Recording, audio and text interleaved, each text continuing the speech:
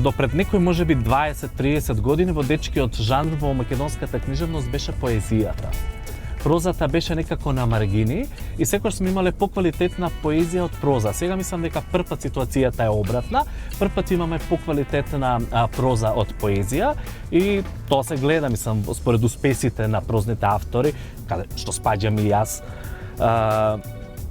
Интересно е тоа како се промени, а тоа се должи затоа што претежно македонската книжевност беше изградена, зборувам за прозата, на тој така наречен историски наратив, каде што доминираат тие историски теми, кои се важни само за нас овдека македонците, но не се важно.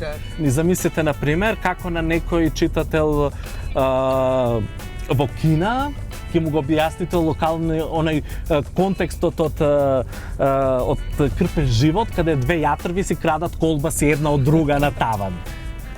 Или, например, кога Велика пред Јон во Пиреј ќе прдне, ја тера да трча 50 кругови околу куќа.